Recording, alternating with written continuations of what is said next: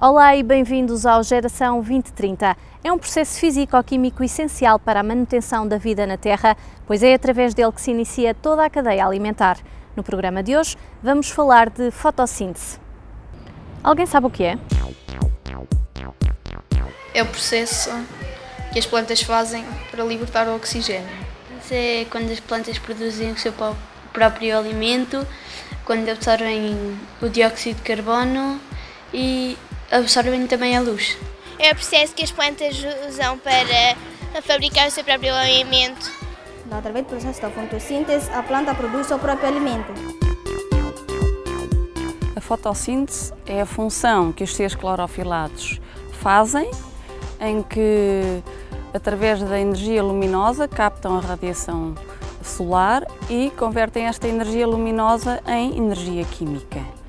Isto é muito importante porque, no fundo, estes seres, as plantas, essencialmente, captam CO2 e com a água convertem este CO2 e água em oxigênio e compostos orgânicos. Compostos orgânicos que, no fundo, é esta energia química e que, no fundo, são os compostos orgânicos essenciais para o início de todas as cadeias alimentares, porque as cadeias alimentares são iniciadas nas plantas, uma vez que elas são seres autotróficos, são seres que, no fundo, através de poucos alimentos, conseguem sintetizar matéria orgânica. As plantas têm um papel fundamental em todo este processo. Sabes como é que elas se alimentam? Através da água que está no solo. Através das águas e dos sais minerais. As plantas se alimentam através dos sais minerais. Alimentam-se a partir dos sais minerais e da água que existe na terra e eles absorvem pela raiz. Alimentam-se através da raiz, da água e sais minerais. As plantas alimentam-se de água com sais minerais dissolvidos. Portanto, esta água transporta os sais minerais que existem na terra, a água também é da terra. As plantas usam as raízes e os pelos das suas raízes para poderem captar exatamente esta água. Muitas vezes encaminham as suas raízes e estes seus pelos para as zonas onde tem maior abundância de água e de sais minerais.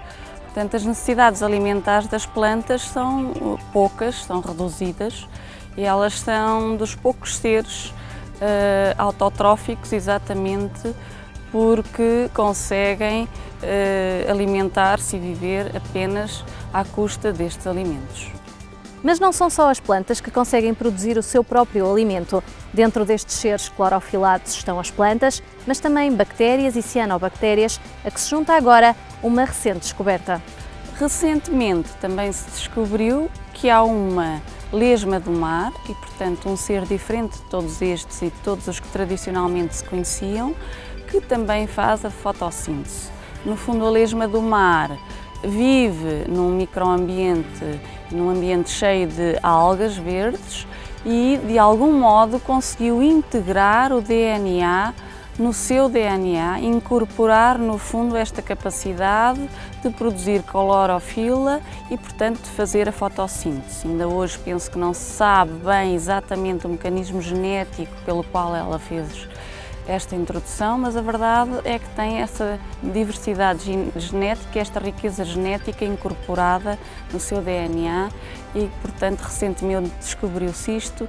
Certamente se vai agora estudar e aprofundar este tipo de introduções a DNA.